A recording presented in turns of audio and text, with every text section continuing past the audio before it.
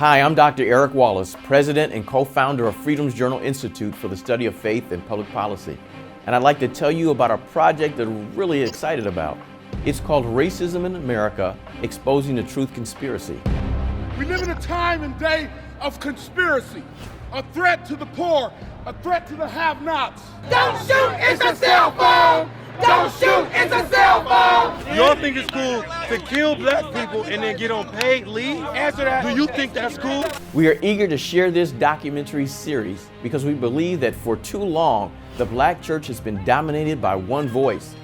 A voice that has too often prioritized both secular views and values. Do you think it's gotten worse? It has. Do you think it's gotten worse? Yes. Why has it gotten worse? Look at all the fights, the riots, people getting killed. A voice in which our society, especially the mainstream media, is pushing the narrative of a resurgence of racism in America, especially with the rise of groups like Black Lives Matter and other social justice movements. What percent of the white community is racist in your mind? This is your opportunity. 99.9%. 99.9. Yes. So If that it's mean- not overt, it's internalized. What percentage of the black community is racist? Let me say this, black people cannot be racist. Not surprisingly, it's tearing the church apart.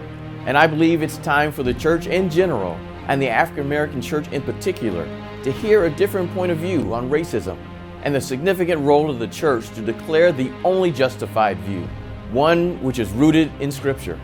It's hard to reject love. I have never seen love lose a fight. That we just don't react out of our emotions, but we actually try and figure out what is happening. Now, there is a narrative out there which claims that black bodies are being targeted. And the question is that true? This is the face of supremacy. This is what we deal with every day being African American. And if it's true, then what should be the response of the church? And if it's not true, then what is our responsibility to expose those who are perpetrating this lie? How can the church lead the way with so many competing views and with increasing racial tension among even those in the church? In Racism in America, Exposing the Truth Conspiracy, we will unpack some of today's hot-button topics like the truth about slavery, exposing of scientific racism in evolution and eugenics. We will also consider education and the role our current public education plays and why many black students aren't doing well.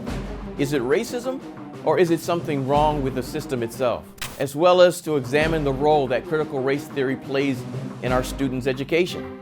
Is it helping or is it hurting our children? We will also take a closer look at some of our founding documents.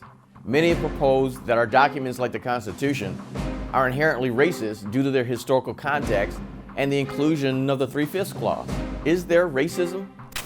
We will also consider a number of other contemporary social and economic issues within the black community.